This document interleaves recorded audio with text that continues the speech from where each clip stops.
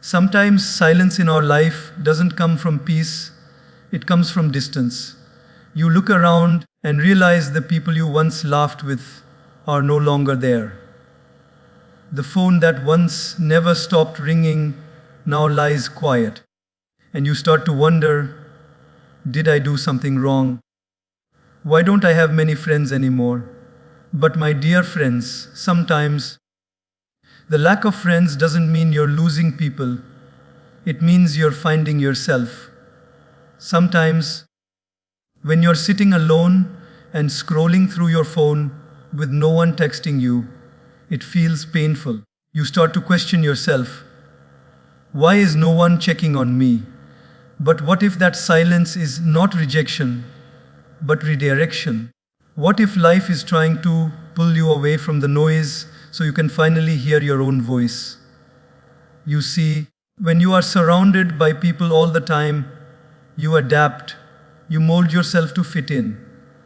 You laugh when others laugh, you agree when others agree, and slowly, you start losing your individuality. You stop asking, what do I really think? And start asking, what will they think of me? That's why loneliness is not your enemy, it's your mirror. It's the space where you start seeing your real reflection. You begin to understand what makes you happy without validation, what calms your heart without applause. It's in that silence that you realize how many of your friendships were built on convenience, not connection. When the noise fades and you're left with yourself, something magical happens. Clarity. You start noticing how peaceful life feels without constant comparison, how light your heart feels when you're not trying to impress anyone. That's when you start learning emotional independence. And yes, it's uncomfortable at first, because we're taught that being alone means being unwanted. But the truth is, being alone often means you've stopped entertaining things that drain your energy. It means you've chosen quality over quantity, depth over display. So the next time you find yourself alone, don't rush to fill that space. Sit with it. Breathe through it. Because this quiet phase, this lonely moment, is not punishment. It's preparation. Life isolates you not to hurt you, but to strengthen you.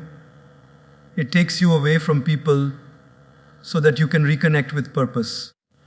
And when you come out of that classroom of loneliness, you'll walk differently, more confident, more peaceful, and more aligned with who you truly are.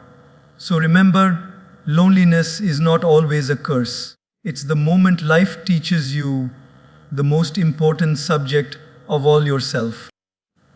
It's one of the hardest truths to accept, yet it's the one lesson life keeps repeating until we finally understand it. There comes a time when the people you once felt closest to, those who knew your stories, your laughter, your secrets, start to drift away.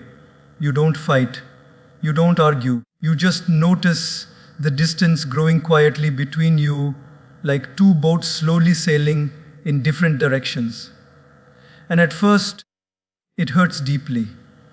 You replay moments in your mind, wondering what changed, what went wrong, or if it's somehow your fault. But the truth is, nothing went wrong. You grew. And growth, my friends, often means outgrowing. You see, not everyone is meant to walk with you forever. Some people enter your life to teach you lessons that only last for a season. They show you what love feels like, what betrayal tastes like, or what real friendship looks like. And then, when their part in your story is done, life gently moves them out of the scene. It's not cruelty, it's choreography. The universe is always rearranging your surroundings to match your soul's evolution. When you grow mentally, emotionally, or spiritually, your energy changes. You start craving peace more than excitement. You start valuing truth over flattery. And the people who once resonated with your old self may not understand this new version of you. Their conversations no longer nourish you. Their company no longer comforts you. And so, distance happens, not because you stopped caring, but because your vibration no longer matches theirs. Losing people is painful because it feels like loss, but in reality, it's often liberation. Imagine carrying a backpack full of rocks. Each rock represents a person, a memory, a bond that you're desperately holding on to.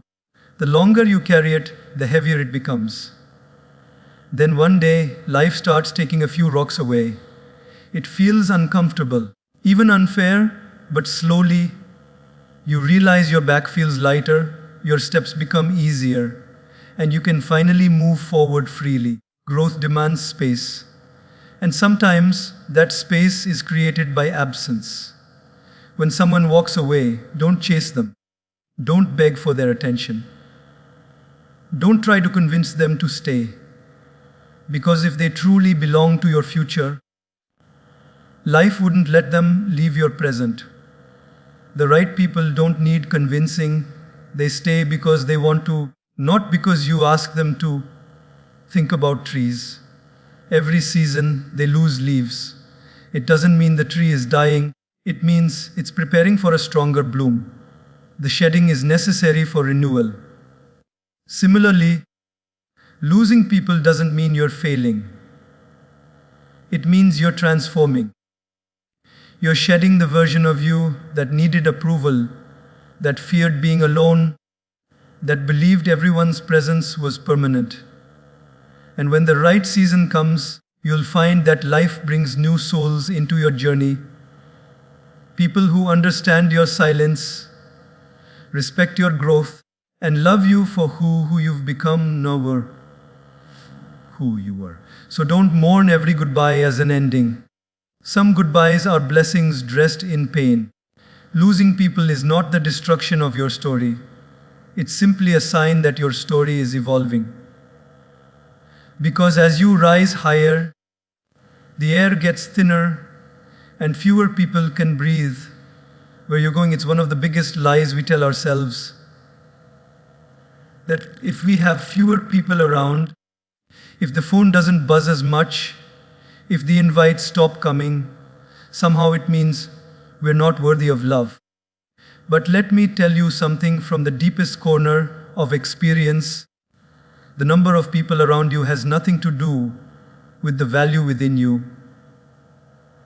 There are moments in life when your circle shrinks and you start feeling invisible. You scroll through pictures of people laughing together and a quiet ache forms in your chest. Why am I not part of that anymore? But that ache isn't a sign of unworthiness. It's a sign of awakening. Because sometimes your soul starts demanding authenticity, and that naturally filters out anyone who was only attached to your surface, not your depth. People often love the version of you that entertains them, agrees with them, or fits into their comfort zone. But the moment you start growing, setting boundaries, or choosing peace over drama, the crowd thins. Not because you're less lovable, but because you've stopped being available for superficial connections. You're no longer a constant, yes. You're no longer willing to bend just to belong. And that's not arrogance. That's self-respect. When you start healing, your energy changes. You stop chasing attention and start craving alignment. You begin to enjoy your own company more than forced conversations. And that's when you realize maybe the reason your circle got smaller wasn't because something is wrong with you, but because something finally got right within you. Love isn't measured by how many people surround you.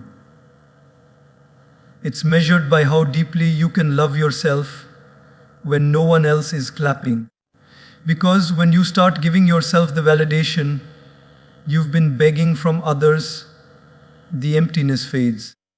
You stop needing constant reassurance, and your own reflection starts becoming your biggest comfort. Think about this. When the light in a room grows brighter, Not everyone can handle it. Some will squint, some will walk away, and only a few will stay and adjust. The same happens when your awareness, your self-worth, and your peace expand. You become too bright for certain energies. They don't leave because you're unlovable. They leave because your growth exposes their comfort zone. So, instead of asking, why don't I have many friends? Start asking, who am I becoming without them? Because often, the version of you that emerges in solitude is far more beautiful, grounded, and loving than the one who needed constant approval. And remember this, even the most extraordinary souls in history, the ones who inspired millions, often walked alone. Greatness has always been misunderstood at first. Depth has always been quiet. Light has always been lonely before it becomes radiant. So, if you feel like you have fewer friends, don't let that turn into self-doubt. You are not difficult to love. You are just difficult to fool. You are not unworthy. You are uncommon. You are not hard to be around. You are simply surrounded by those who cannot yet see the depth of your heart. One day, people look at you and realize how much warmth you carried even in your silence. How much kindness you offered, even when it wasn't returned. And they'll understand that the lack of friends never meant you were unlovable. It only meant you were learning to love yourself enough not to settle for half-hearted people.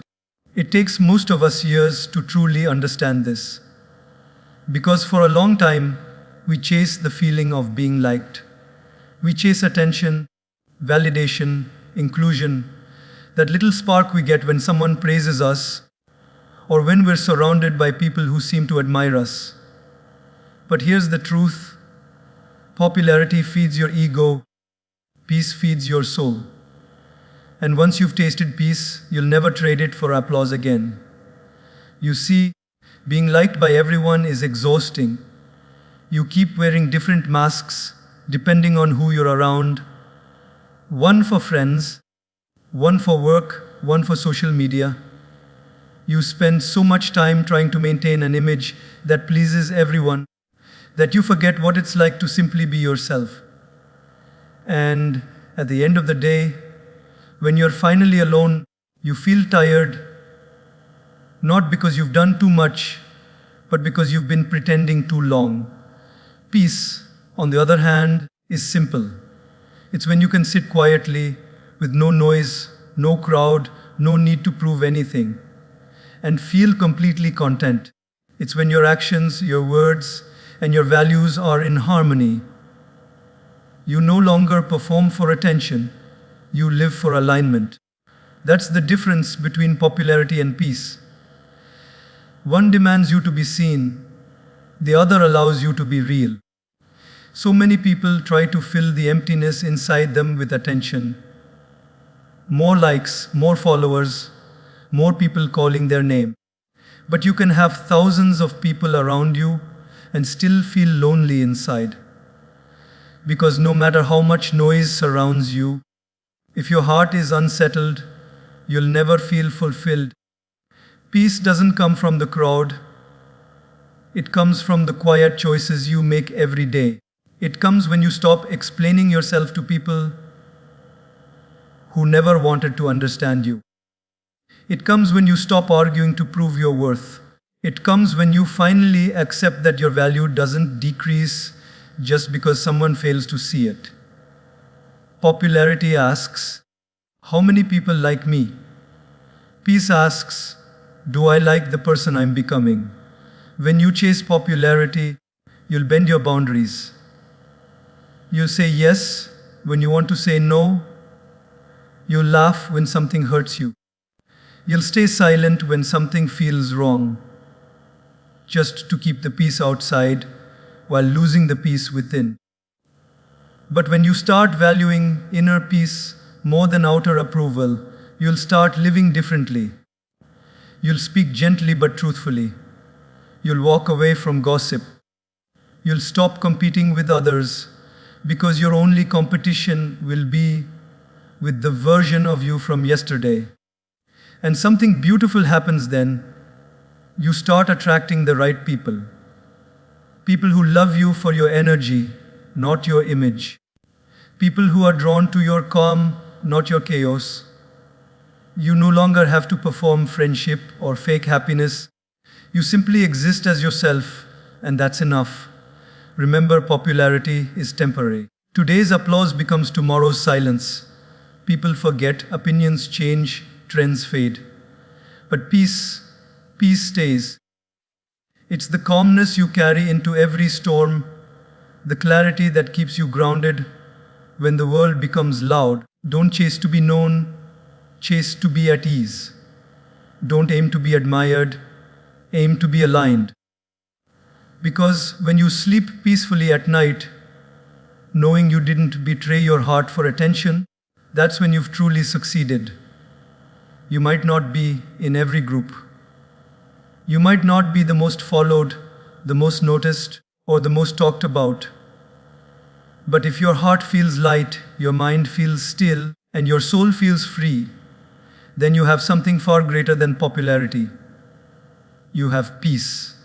And peace, my friend, is the rarest kind of success in a world obsessed with being seen. We live in a world where everyone is trying so hard to be noticed, to be chosen, to be wanted, to be loved. We chase friendships, relationships, opportunities, constantly trying to prove that we're worth someone's time and attention. But the more you chase, the faster they run.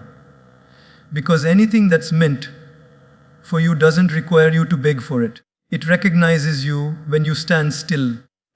There's a deep kind of peace that comes when you stop running after people who keep walking away. It's the moment you realize that love, respect, and connection should never have to be hunted down. The right people, they don't make you question your place in their life. They don't make you feel like you're asking for too much. They meet you with the same energy you give, because for them, being in your life is not a favor, it's a choice they're grateful to make. But before that happens, life teaches you the hard way. You chase people who don't care. You overthink every text. You shrink yourself just to be tolerated. And one day, you wake up completely drained, not from the effort you gave, but from the realization that your love was never the problem. It was just given to the wrong place. That's when something shifts. You stop running. You stop explaining. You stop trying to make people see your worth. And in that stillness, something magical happens. Your energy changes. You move differently. You start walking with quiet confidence instead of anxious need. And suddenly, the people who once overlooked you begin to notice your absence, because peace is magnetic, self-respect is attractive, and detachment, it glows. When you stop chasing, you begin attracting, because what you chase runs away from you, but what you align with flows to you. You start seeing this in every part of life. The job that once ignored your application suddenly reaches out. The friend who took you for granted realizes your value. Even your mind starts working clearer because it's no longer occupied by people who were never meant to stay. Stopping the chase doesn't mean giving up. It means growing up. It means realizing that real connections can't be forced. They happen naturally, effortlessly, when two people are walking at the same pace. You don't have to run to catch up. You don't have to shout to be heard. You don't have to prove that you deserve love. You simply be, and love finds its way to you. Think about nature. Flowers don't chase bees. They simply bloom, and the bees come. The ocean doesn't chase rivers. It stays where it is, vast and calm, and eventually, every river finds its way home. You don't have to chase what's meant for you. You just have to be ready when it arrives. The truth is, chasing is rooted in fear, the fear of losing, the fear of being alone, the fear that maybe we're not enough. But the moment you stop chasing and start trusting, fear fades and faith begins. You learn to believe that what belongs to you won't pass you by. You learn to see rejection not as punishment, but as protection.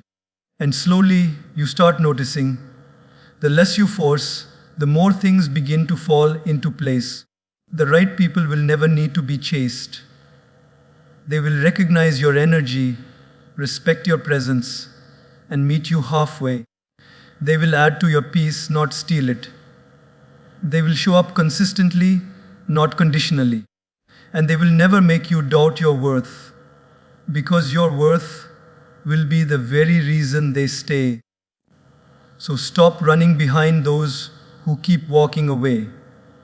Stop explaining your heart to those who aren't listening. Stop trying to make space in lives that were never built for you. Stand still. Grow. Because when you finally stop chasing, you give life a chance to catch up to you. And that's when everything meant for you finally does.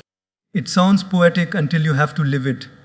Until one day, you wake up and realize there's no one to call, no one to lean on, no one to understand what you're feeling, and that silence hits like a storm.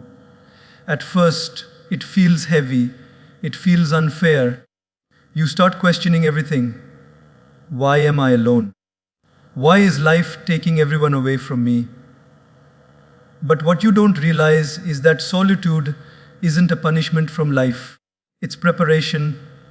It's the gym for your soul, where you lift the weight of your own emotions and come out stronger than you ever thought you could be. When you're surrounded by people, you often lean on them. Their words, their presence, their energy. And there's nothing wrong with that. But when life removes those supports, it's because it's time for you to stand on your own.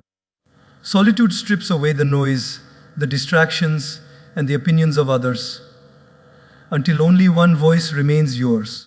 It forces you to meet yourself, maybe for the first time. And that meeting changes everything. Because in solitude, you learn who you really are when no one's watching. You realize how much noise you used to tolerate, how many people you entertained just to avoid your own company.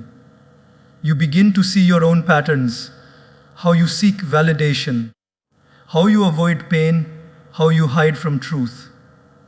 And the more you sit with yourself, the more you grow.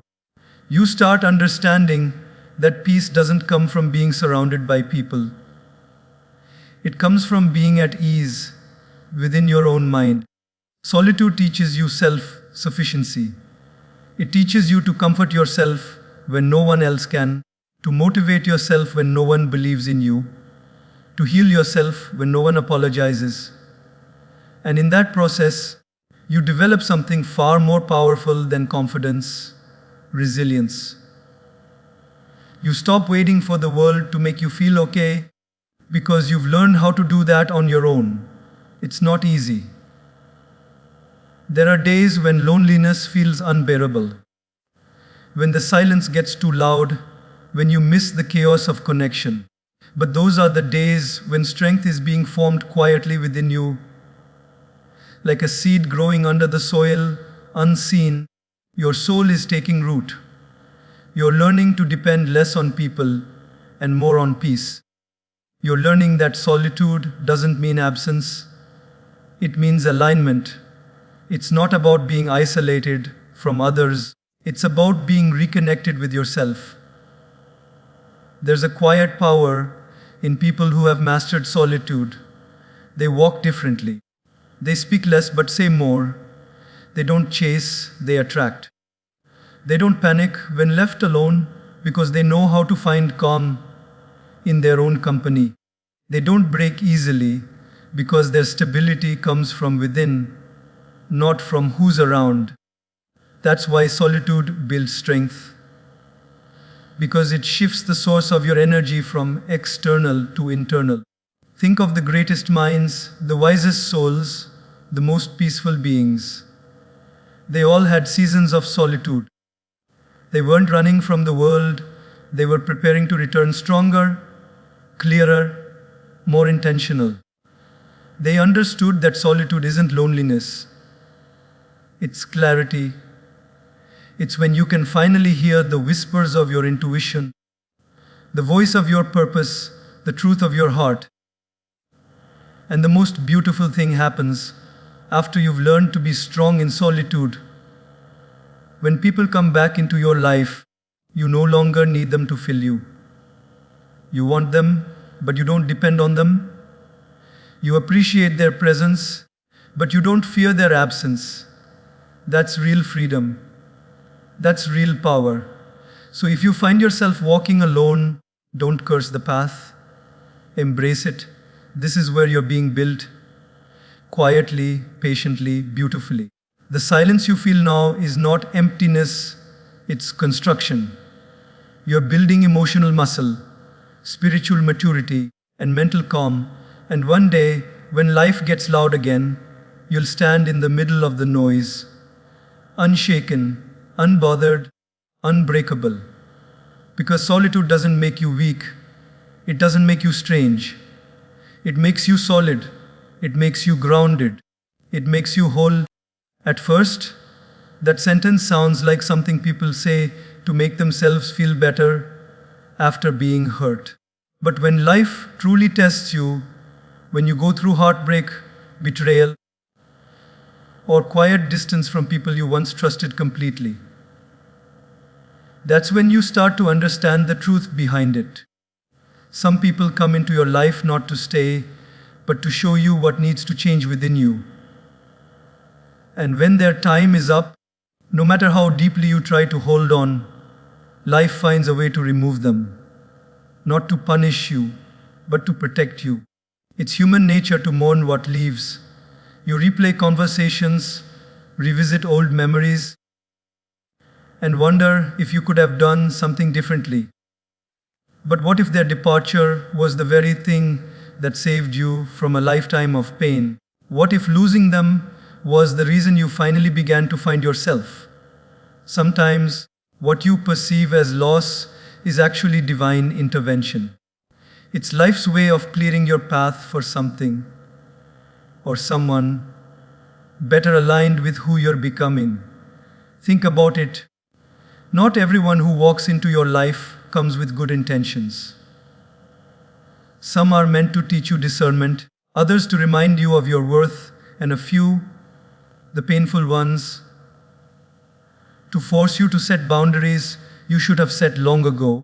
They show you what betrayal feels like, yes, but in doing so, they teach you the importance of self-respect. They show you what disappointment feels like, but through it, you learn how to stop expecting honesty from those who never value truth. Every person leaves a lesson, and when the lesson is learned, their role is complete. When you start to see life this way, you stop resenting the ones who left. You start thanking them quietly, because without their absence, you would have never built your presence. You would have never learned to stand tall on your own 2 feet. You would have never realized that peace feels better than constantly explaining yourself to people who were never listening in the first place. You begin to understand that every exit creates space. Space for growth, for healing, for better energy. But when you're too busy clinging to the door that closed, you can't see the one that's opening right behind you. Life doesn't take without giving. It simply rearranges things so you can evolve. Sometimes you lose friends, jobs, relationships, and it feels like everything is collapsing.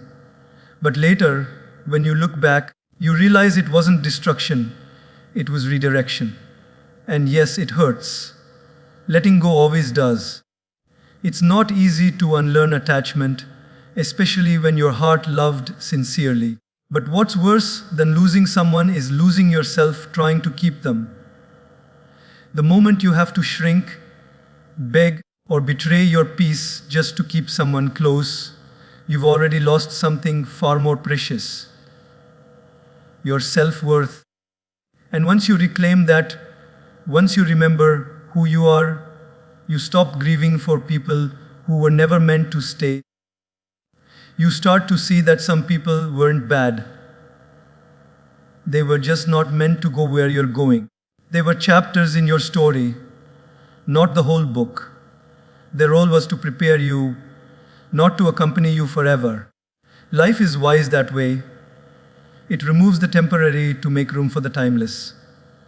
So when someone walks away, don't chase, don't plead, don't let bitterness take over your heart. Just whisper, "Thank you for your time," and keep walking. Because every person you lose brings you closer to the ones you're meant to meet. Every goodbye clears the energy around you so that better connections can enter. Ones that match your maturity, your peace, and your growth. Not everyone you lose is a loss. Some are blessings disguised as goodbyes. And when you finally understand that, you stop fearing endings. You start embracing them. You realize that what's meant for you never leaves, and what leaves was never meant to stay. That understanding, that deep calm acceptance, is what true freedom feels like. It's the moment you stop crying over closed doors and start trusting the direction life is pushing you toward. And one day, you'll look back and smile at the names that once hurt to say. Because now you'll know losing them wasn't the end of your story. It was the start of your strength. It takes time and often heartbreak to understand this truth. When we're younger, we think friendship is about laughter, about constant messages, about always being together. But as we grow, we begin to see that friendship is not about frequency, it's about energy. Some people can be around you every single day and still make you feel empty. And some can go weeks without speaking to you, and yet, when they do, your heart feels full again.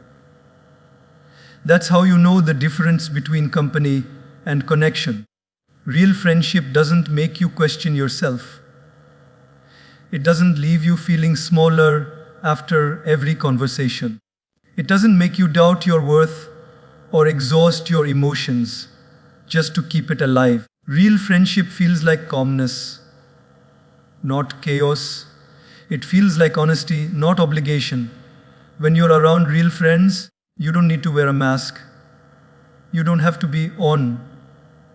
You can be silent, and they'll understand that your silence isn't rejection, it's rest.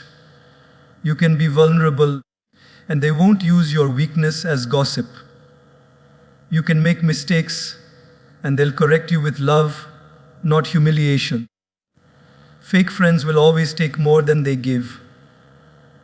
They come when it's convenient. They disappear when it's difficult.